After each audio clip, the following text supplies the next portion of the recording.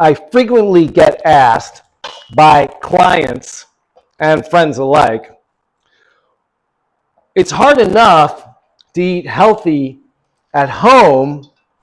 What do I do while I'm traveling? And that's why I created I Brought My Chef mobile chef services, because that's kind of a challenge. And I think that the question was asked as kind of a challenge, like, so you're really super healthy. What do you do while you're traveling, huh? And I might seem like some kind of hypocrite making peanut butter, milk, chocolate chip cookies while I'm making this video. But actually, the point is, if you're traveling and you want a milk, chocolate chip, peanut butter cookie, as long as it's made with at least all organic ingredients and with loving intention, then have a milk chocolate chip peanut butter cookie, for God's sake, and enjoy yourself. Once again, that's the point of bringing a chef along, is they're making you something good, even if it's dessert, and it's made with good ingredients. You'll be in good shape, because my clients are high performance individuals, and they're on the stage, not in the audience, and they need to be on, and they need high powered nutrition so that they can perform. Now, if you can't book me, then in today's video, I'm going to give you some practical advice about what to do while you're traveling so that you can, at the very least, not have to take extreme countermeasures when you return in some kind of like detox diet or something like that. So stay tuned.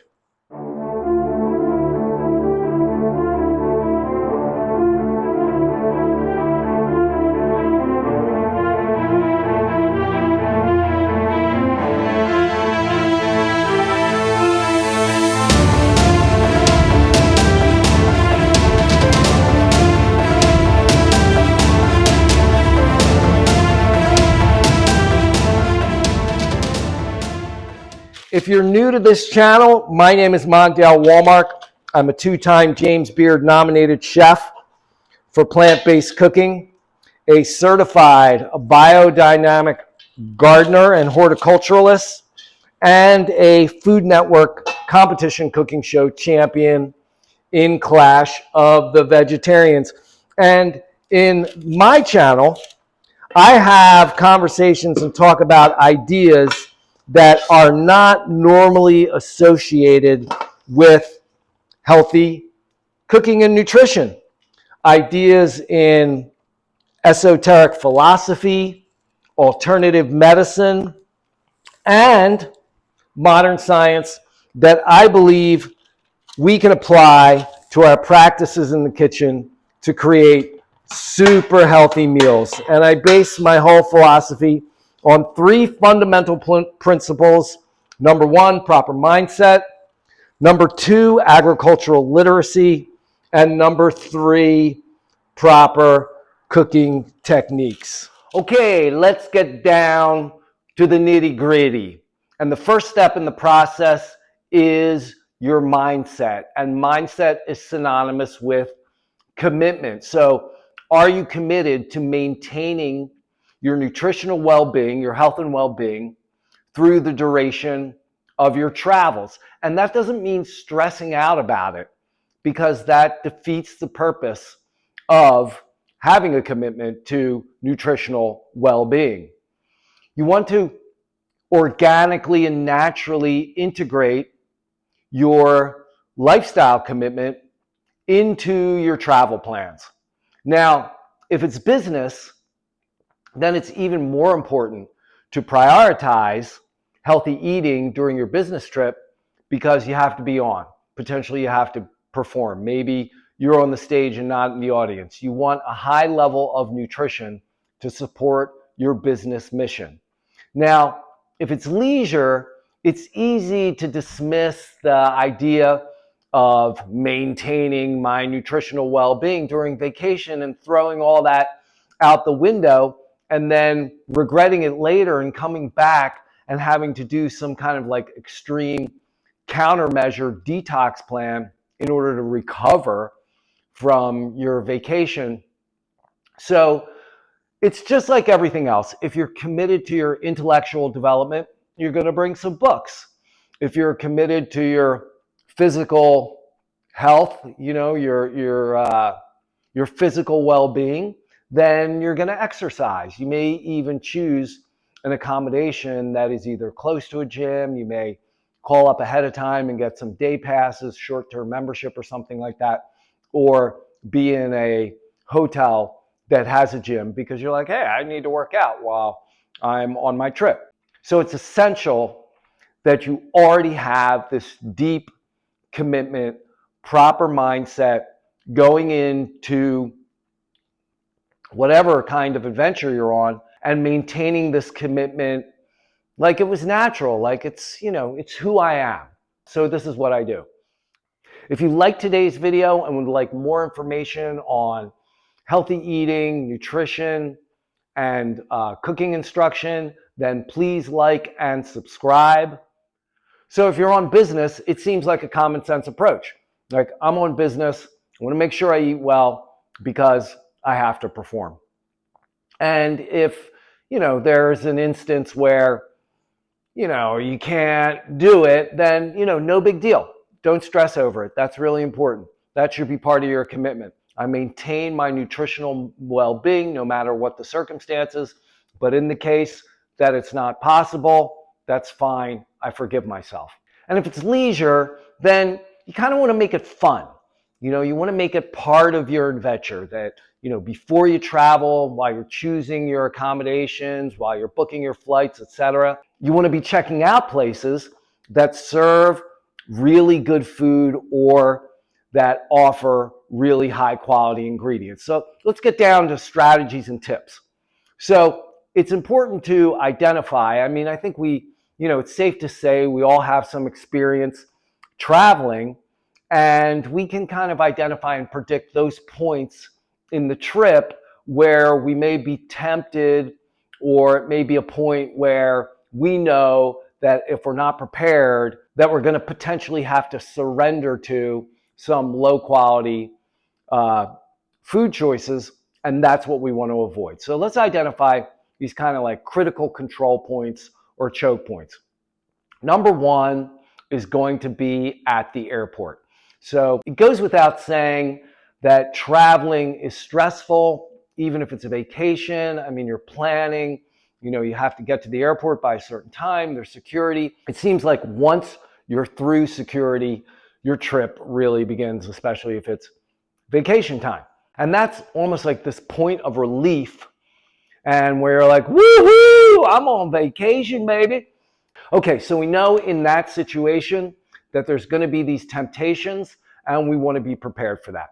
So number one is, just like you're going on a class trip when you were in school, pack a lunch or pack a meal. Pack enough food to get you through, or even more food than you think might be necessary to get you through the whole duration of your trip from airport to accommodation. So that might mean like a couple of sandwiches, a couple of cookies that you made the night before, fresh fruit travels really well, like oranges and apples are really good. Oranges are great, nice thick skin. Some dried fruit, some snack mix, maybe some trail mix. I personally don't opt for protein bars. I just don't get it. It's like, kind of like a candy bar, but they took the name candy out and put protein on there. And I never really feel satisfied or energized from these energy bars. They don't really give me any energy. I much rather have a piece of fresh fruit or some dried fruit, or, kind of nuts, some really oily, fatty nuts or something like that. But if that's what you like, and it's a good quality energy bar or protein bar, then, I would put that lower down the list of things that I would pack. But if that's what you like, then go for it. So number one tip, pack some food for the trip. And I kind of alluded to the number two tip earlier, which is while you're planning your trip, business or leisure, also weave and integrate locating places where you can access high quality food, whether they be restaurants or markets.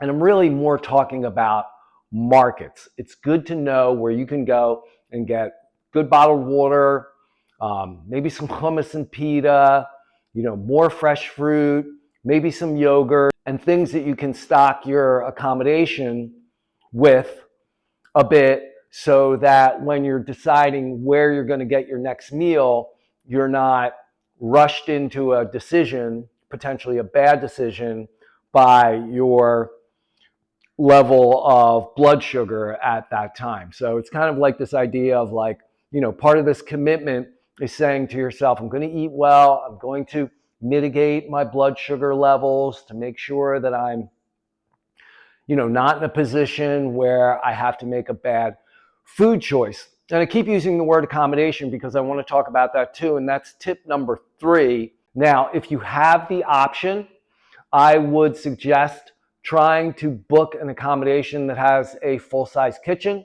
Now, I know if you're on a business trip, you're probably thinking to yourself, well, I'm on a business trip. I don't have time to cook. And if it's leisure, you're probably thinking to yourself, I'm on vacation. I don't feel like cooking. So, but the idea here is not to necessarily cook in that kitchen, but to take advantage of the supplemental kind of like appliances and things like that that you'll find in a place that has a full service kitchen where there may be a blender, there may be a toaster, a coffee maker, there's plates and bowls, mixing bowls, there's utensils, there's kitchen tools like tongs and larger spoons and things like that that you can take advantage of in order to maybe throw together some quick meals. So if you went to the market and got some hummus and pita and maybe some lettuce and some pre-chopped vegetables that some gourmet markets offer, you could throw that in a bowl, you picked up some dressing, you make a salad, you have your hummus pita, maybe you bought some feta cheese, maybe a little bottle of olive oil to pour on your hummus, and bam, you have kind of a meal or a snack before you have to go out and do whatever's next. But if you can't book this sort of accommodation and you have a hotel room, let's say it's not extended stay, it's just kind of regular hotel room with a small refrigerator, take all the things out of the refrigerator, throw in some yogurt, throw in some fresh berries, grapes, get a few bananas, apples, oranges, some trail mix, some dried fruit, perhaps some like cacao to satisfy a sweet craving. And I actually have this little portable blender I bring with me, very nice little, inexpensive tool that I use in the morning to make smoothies if I'm not staying in a place where I know that has a blender.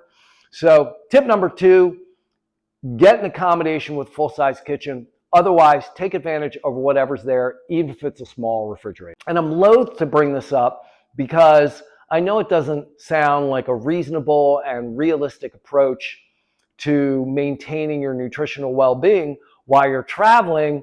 But in the case, let's say worst case scenario, where you don't have any food and you're hungry and the food options suck, I would suggest that you actually fast. I know that word sounds terrible, but it's the idea of just kind of like temporarily abstaining from eating until you can get to a place that has good, nutritious food. And it's not that difficult to do. I know that it can be uncomfortable, but in that case, I would suggest actually if there were, mediocre or subpar food choices, in that case, get yourself a bottle of good water and guzzle that down. It will at least temporarily alleviate your hunger and it will rehydrate you, and you're probably going to be dehydrated because you're traveling and you can't bring the liquids through security, etc. Always good to stay well hydrated as part of your commitment to nutritional well-being. You know, it's a lifestyle. And when you commit to a lifestyle, you just do it, right? You do what's necessary to live that way.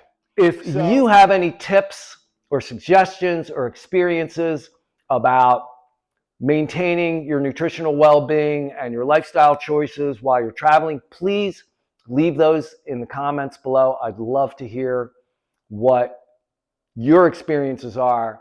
I hope you enjoyed today's video, and I'll see you next time. Thank you for watching.